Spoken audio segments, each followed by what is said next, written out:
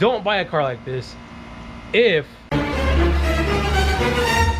Hey guys, real quick before we start the video, hey, swag, go get your swag, boys, at gooseperformance.com. I got shirts, I got hats, keychains, you name it, stickers as horsepower. Boys, go check out the site, support your boys, support the channel. Let's get back to the video. Guys, what is up? Welcome back to the channel. I'm feeling a little bit better today. Actually, this is actually the best I've felt in a long time. Still recovering a little bit. I gotta go get tested today. Hopefully we got a negative. But projects, oh my god guys, it is super bright out here, y'all. But projects though, I want to talk to you guys a little bit about projects, buying projects, picking up a project. And yes sir, look at what we stumbled across, boys. Yep, a buddy of mine reached out to me, man, and he goes, bro, there's this car in Texas, if you want it. It looks halfway decent. If you want it, hit him up.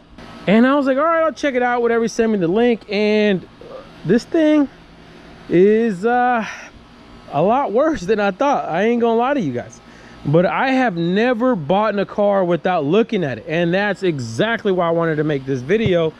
And do not do this, guys. I did this actually for one reason and one reason only, and that reason being, well, look at all these. Did come with a bunch of random parts, but we'll get to those later when we get to them. But I bought it for one reason, and let me show you guys, do a little quick walk around.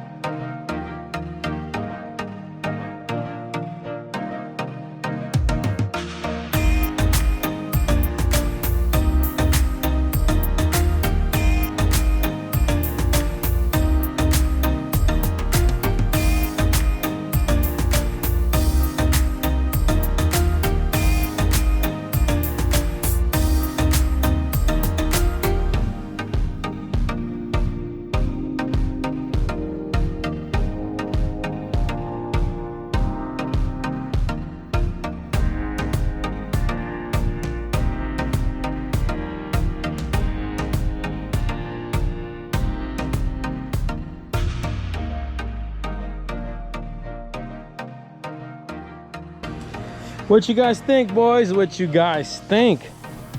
She a little rough, I'm not gonna lie. She a little rough, but it's pretty complete, pretty solid now. It is gonna need some, it's gonna need some sheet metal work. Zia, what you doing, girl? What you doing, girl? It is gonna need some sheet metal work, boys, and a whole lot of love and body and paint and all that jazz. But you guys can see, look at the layer of Bondo on this thing, dude. This is what I'm talking about, you guys.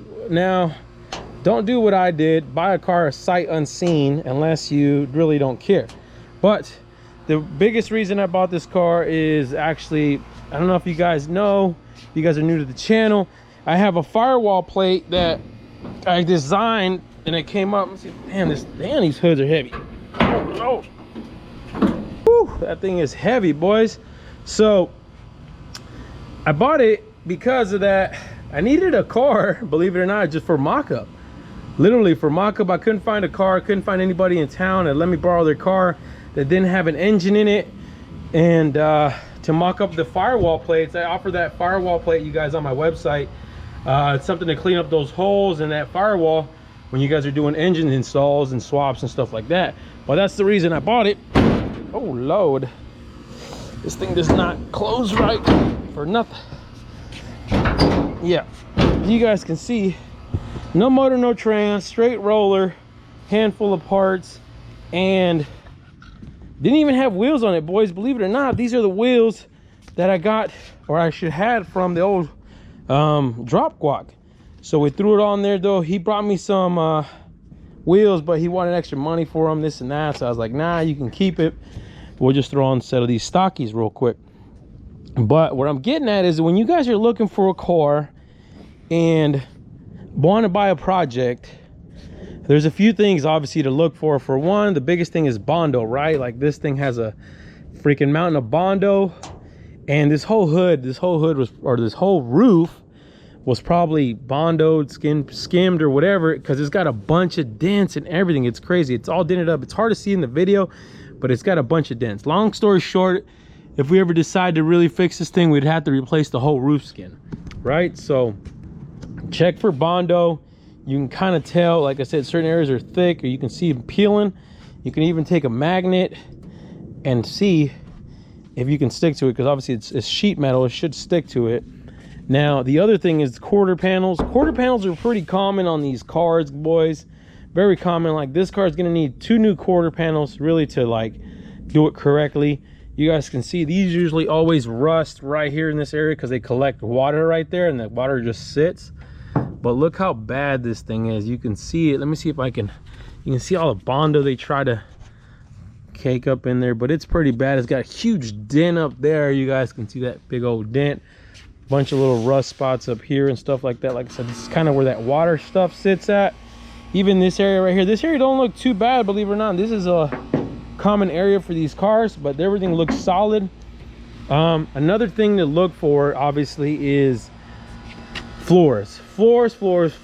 A lot of times these cars get rusted out on the floorboards because they just collect water and they sit there. And I looked through the car and it looks pretty solid, believe it or not.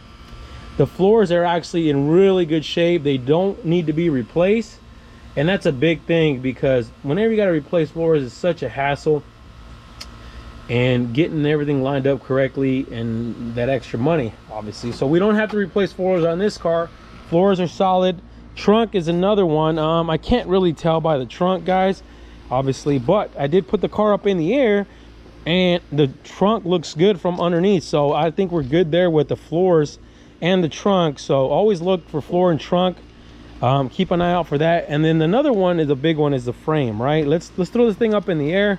When you guys, obviously you guys buy a car, you're not going to have a lift, but you can always look underneath and you can always tell. Honestly, it's really easy to tell, to make sure there's no frame damage, there's no rust that are really going to be hurting you, or even stuff that people previously tried to repair. A lot of that happens quite a bit on these old cars. Run.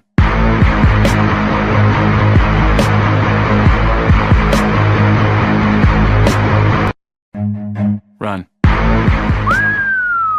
Damn, Gina. I know, boys. I know it looks bad, don't it? It does look bad, but you got to remember, this car probably sat outside like in a yard somewhere where there was like maybe some moisture, but it's not terrible, believe it or not. This is a lot of this stuff, you look at it, it looks like surface rust. Like a lot of the stuff, if you probably saw it in pictures, it would probably scare you off.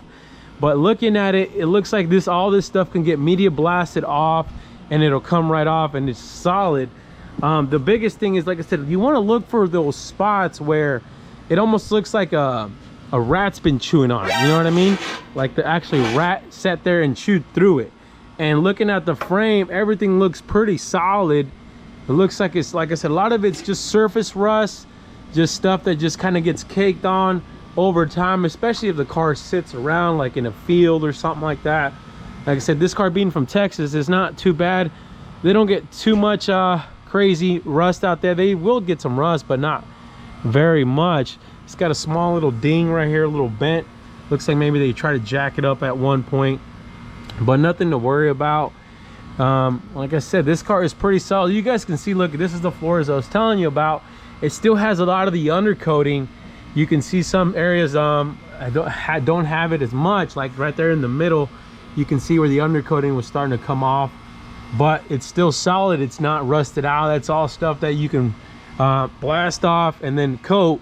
So no actual rust where you got actual holes through the floorboard. That's the biggest thing to look for, is just those spots where either the holes have already started or they're getting ready to start, where the metal's really thin, and like I said, where the rats look like they've been chewing on it. But this car looks pretty solid, boys, underneath here. Like I said, I know this looks scary, super scary, but believe it or not, it is a solid frame. Looking at it, I don't see any crazy like repairs that somebody tried to do. That's the biggest thing that I've noticed of these old cars. People, when it gets in an accident, they try to do their own repairs, and you can tell where they try to repair it. Usually it's up front, you know, or even on a side impact or something like that. But definitely this car is gonna need some loving underneath here. So what I'll probably do later on is maybe we'll do a video on how to drop your frame, you know, remove that. Let me know if you guys want to see something like that. It's not too bad. I've done it. This is actually if I do it on this car, it'll be the first time I do it with the lift. I believe it or not, I've always done it on like cinder blocks and a jacks, and it's super sketchy, super scary. It's not fun. And then an engine hoist. So, but let me see if there's any other spots that I can point out that I can see that's even worrisome or anything like that. You see, a lot of the areas too where they end up trying to fix them is like right in here, like right in here, where when these things are front end damage, they kind of try to fix them right in here. This thing has a little bit of a little bump right there, nothing crazy. Looks like it'll pop out, but looks like it just be over time. They could have tried to hook it up through a chain there or something like that. But overall, the car is solid, boys. Believe it or not, the car is not too bad. I mean, it does need new quarters. It does need new sheet metal as far as on the roof goes, the skin. So that's about $1,000 in sheet metal up top. But other than that, the car is pretty decent. Believe it or not, do not buy a car like this. Don't buy a car like this if you've never restored a car, or even if it's your first project car. Don't ever buy a car like this if it's your first car, because you'll run into the issue where I'm running with now with the Charger. Is you get a car that's not running or doesn't have any parts on it, then you spend too much time, boys, researching, trying to figure out how it goes back together, versus buying a car that's complete and it's not basically clapped out like this, not missing half of its components, and not to mention you don't know how it actually goes back. So don't buy a car like this if it's your first time. Now, if it's not your first restoration project, obviously this is a solid car, solid start. You guys already know, no issues with like I said, the rust on the floors or anything like that. Yeah, quarters need to be replaced, but that's pretty common. But like I said, once again, boys, if it is your first time with the project car and you're looking to get a project car for your first time, do not, I repeat, I don't care how good the deal is. I mean, you can really, if you really want to get it, I mean, that deal has to be super good, but I would not advise you, because of the amount of headache and time and effort you're going to spend to try to figure out how that car goes back together. It's kind of crazy. Like I said, I would start at least with a solid car that's running and driving, and go from there. Because what happens is that people start these projects like this, and that's, oh yeah, we don't have a wheel on that side. He almost tipped over. Damn, Gina, you see, that's what I'm talking about. But what happens is when people buy a project car like this, where there doesn't have anything in it, is that they get over their head, and it just gets overwhelming really quick, boys, because you don't know where to start. You don't know how to start. You don't know where to turn to. You're going to end up going from shop to shop, and they're going to just kind of mess with you and take your money and all that. It's just not worth it. So buy a car that's running and driving, and start with that one, because what's going to happen as well is you're going to actually enjoy the car, and you'll fall in love with the car, and it'll actually motivate you to actually work on it and drive it and put money into it and restore it a little by little by little until you get enough money to do what you guys want to do with the car. Now, if you buy a car like this, you're already, if you're going to restore this from the ground up, just prepare to spend 30 to 40 grand. Easy. And that's just like a regular restoration, nothing crazy, nothing extreme. So it can get overwhelming, and the price of the restoration can get super high so fast. Save yourself a little bit of money and headache and get yourself something. You might end up spending another 4 or 5 grand though, to get something running and driving, but honestly, it's worth it. If it's your first project car, it is worth it. Get something running and driving. This I don't really care too much about, because we've done a handful of these already, so not a big deal for me. But I also want to show you guys what we had going on here in this new toy. So I don't know what we should do with it, guys. You guys let me know. Do we try to do a whole full restoration on it again, like we did on the Shake and Bake, the red Chevelle? Or do we do something crazy? Straight up. Like, do we do something crazy? Something not normal, something, you know, not spectacular, but cool at the same time. And honestly, there's probably about, man, it's hot, boys. It's hot and it's humid. It's been kind of raining. There's a few things I want to do. You guys tell me. You guys vote on it. Put it down in the comments below. Do we do, I'm thinking about doing obviously LS, but all-wheel drive. LS all-wheel drive, or something import like a 2JZ.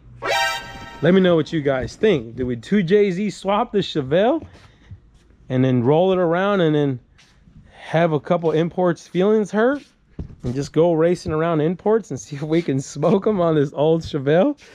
So let me know what you guys want to see. Like I said, you guys want to see a crazy build like that, or you guys just want to see a restoration build? Let me know what you guys want to do. It'll probably be a little bit before we touch this car, because we got a bunch of projects still to do. We got to finish up the other Chevelle, my Chevelle. It's almost, I finally getting some of the kinks worked out in it, and then we got the Charger. We actually have another car coming in after that, so it'll be a little bit before we touch it though, boys. But let me know what you guys want to do with this bad boy. And let me know if that information helps you guys out as far as picking up a project car.